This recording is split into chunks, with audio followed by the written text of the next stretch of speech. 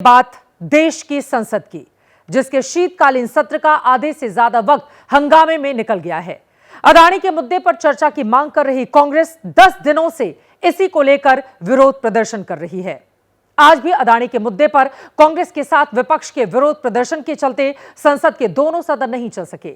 विपक्ष को जवाब देने के लिए सरकार की ओर से भी अब संसद में कांग्रेस और जॉर्ज सोरोस के बीच संबंधों पर चर्चा की मांग उठा दी गई है, जिसके चलते सोमवार को भी संसद में कामकाज पूरी तरह से ठप रहा। आप सदन नहीं चलना चाहते, सदन नहीं चलाना चाहते आप। संसद सत्र का एक और दिन बिना कामकाज के अदानी के मुद्दे पर हंगामे की भेंट चढ़ गया।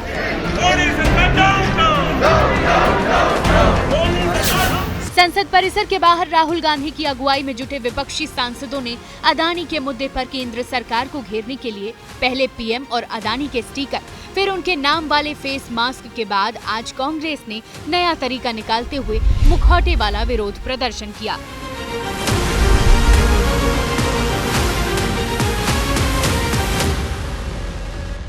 क्वेश्चन आवर का ट्रेडिशन रहा है कि उसमें कोई सवाल नहीं उठता, पॉइंट ऑफ ऑर्डर नहीं होता, कुछ नहीं होता, लेकिन आज जानबूझकर प्रश्नकाल भी डिस्टर्ब किया गया।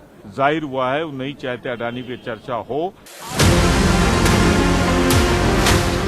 दरअसल कांग्रेस अदानी समूह पर अमेरिका में लगे कथित आरोपों के मामले में संसद में बहस की मांग को लेकर अड़ी हुई है।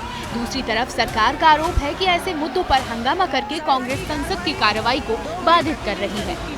किसी को ये हक नहीं बनता कि देश के बाकी देशों से संबंध एक व्यापारी के हितों पर निर्भर करते हों। जो भी देश उस व्यापारी की हाँ में हाँ मिलाएंगे, उसको काम देंगे, और जो देश इंक्वायरी बैठा दें, कोई भ्रष्टाचार की बात कर दें, इस व्यापारी से संबंधित कोई रिपोर्ट निकाल दें, तो उनके खिलाफ षड्यंत्र में शामिल होने का आरोप लग जाता है। उनको शर्म है तो इस सब के लिए क्षमा प्रार्थना करके पार्लियामेंट चलाने के लिए इनको स्पीकर साहब ने एक गाइडलाइन जारी किया है, डायरेक्शन जारी किया है। कोई भी गेट पर, द्वार पर प्रदर्शन मत करिए। अगर आपको करना है तो जगह आइडेंटिफाई किया गया है, उधर करने के लिए उन्होंने निवेदन किया है, लेकिन ये लोग गेट बंद करते हैं। लेकिन अदानी के मुद्दे पर हुए विरोध प्रदर्शन ने एक बार फिर इंडिया गठबंधन में चल रहे मनमुटाव को सामने ला दिया। दरअसल अदानी मुद्दे पर हुए कांग्रेस के प्रदर्शन में दोनों सदनों से विपक्ष के तमाम सांसद शामिल हुए, लेकिन समाजवादी पार्टी और टीएमसी इसमें शामिल नहीं हुई। समाजवादी पार्टी सांसदों ने अदानी के बजाय किसानों के मुद्दे पर विरोध प्रदर्शन और नारेबाजी की।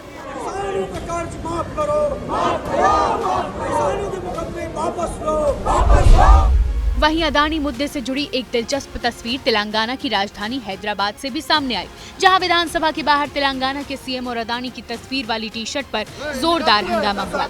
दरअसल विपक्षी दल बीआरएस के विधायक सीएम रेवंत रेड्डी के साथ अदानी की तस्वीर वाली टी शर्ट पहनकर विधानसभा की कार्रवाई में शामिल होना चाहते थे, लेकिन पुलिस और मार्शल ने टी शर्ट पहने बीआरएस विधायकों को विधानसभा में दाखिल होने से रोक दिया।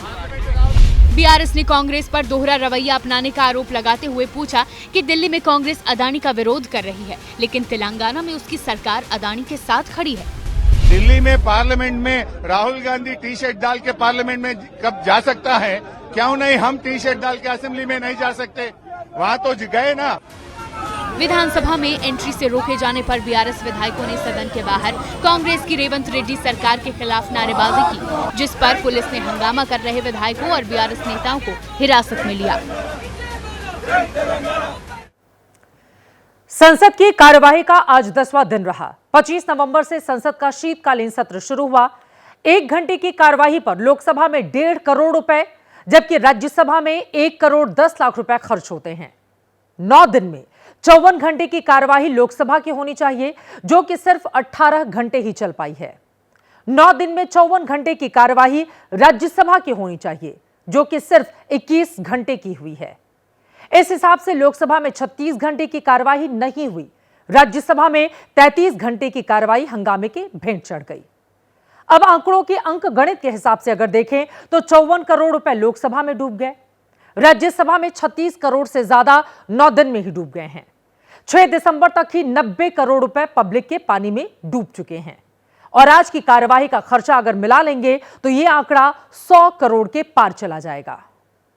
यानी कुल 10 दिन में संसद की कार्यवाही नहीं चलने की वजह से आपके हमारे 100 करोड़ के आसपास रुपए बर्बाद हो चुके हैं। कांग्रेस संसद में अदानी के मुद्दे पर चर्चा की मांग पर अड़ी हुई है। उसकी इसी मांग की काट निकालते हुए बीजेपी ने जॉर्ज सोरोस के बहाने कांग्रेस को घेरते हुए संसद में सोरोस और कांग्रेस की मिली भगत के आरोपों पर चर्चा की मांग उठा दी है। कांग्रेस के वरिष्ठतम नेता विदेश में जाते हैं और वहां भी वो वही भाषा बोलते हैं जिसको जॉर्ज सोरोस प्रोपोगेट करता है। इतना ही नहीं। नेता सदन जेपी नड्डा के इसी बयान के बाद आज राज्यसभा में हंगामा हो गया। जो कुछ पब्लिकेशंस जॉर्ज सोरोस के फंडिंग प्रोसेस से जो फोरम्स और जो फाउंडेशन प्रोपोगेट करते हैं उसको यहां पर कांग्रेस का वरिष्ठतम नेता उनको उठाता है और देश को डिस्टेबलाइज करने में अपना योगदान करता है। और इसी बात को ध्यान में रखते हुए यह हम लोग चाहते हैं कि इस पर चर्चा हो। बीजेपी ने सोनिया गांधी के तार जॉर्ज सोरोस से जोड़ते हुए दावा किया है कि सोनिया गांधी एफडीएल एपी नाम के एक संगठन की सह अध्यक्ष हैं। ये संगठन जम्मू कश्मीर को भारत से अलग करने का समर्थन करता है।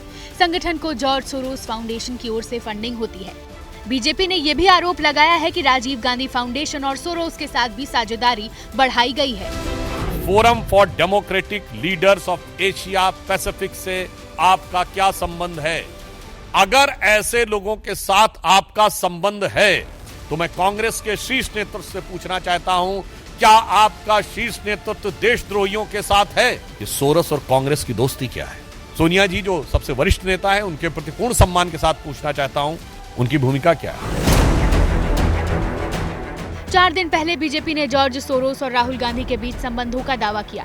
राहुल गांधी पर आरोप लगाया कि वो सोरोस के इशारे पर काम करते हैं। बीजेपी के मुताबिक भारत को अस्थिर करने के लिए वैश्विक स्तर पर एक त्रिकोण काम कर रहा है। जॉर्ज सोरोस, वैश्विक मीडिया, जांच एजेंसी और राहुल गांधी उसी का हिस्सा है और इन तीनों ने भारत की इकोनॉमी को नष्ट और सरकार को बदनाम करने की साजिश रची। कांग्रेस और अमेरिकी उद्योगपति के बीच सामने आई ऐसी ही कथित कड़ियों को आधार बनाकर बीजेपी संसद में चर्चा चाहती है। सोरोस फाउंडेशन को मदद इंडिया से हो रही है और जिसका संबंध नेता राज्यसभा की सोनिया गांधी से है और हम सभी सदस्य सभागृह में चर्चा करना चाहते थे, लेकिन अपोजिशन चर्चा नहीं करना चाहता। लेकिन बीजेपी और केंद्र सरकार के आरोपों को गलत बताते हुए कांग्रेस कह रही है कि सोरोस का मामला अदानी के मुद्दे से ध्यान भटकाने के लिए है। ये कोई विषय ही नहीं है। सोरोस फाउंडेशन कांग्रेस पार्टी का कोई रिश्ता नहीं। ये नई एक चीज बेवजह का एक अफवाह है। असली चीज जो चर्चा मांगी जा रही है पहले दिन से वो तो दी नहीं। फर्जी मामले पे सत्ता पक्ष सदन नहीं चलने दे रहा। हम पर आरोप लगाते हो सोरोस का, ये कोई मुद्दा है? अगर ये मुद्दा है तो कौन से मंत्री का बेटा सोरोस की किस ग्रांट से कहां क्या क्या करता है, हम भी शुरू हो सकते हैं। कुल मिलाकर संसद के शीत सत्र का ज्यादातर वक्त पहले ही अदानी के मुद्दे पर विपक्ष के हंगामे की भेंट चढ़ चुका है और अब सोरोस के मुद्दे ने उस विवाद को और बढ़ा दिया है। आज राज्यसभा के सभापति जगदीप धनखड़ ने सदन के नेता और विपक्ष के नेता को बुलाकर दोनों से राज्यसभा सुचारू रूप से चलाने की अपील की है। हालांकि सभापति की इस अपील का कितना असर होगा यह मंगलवार को साफ हो जाएगा, जब संसद की कार्यवाही फिर से शुरू की जाएगी।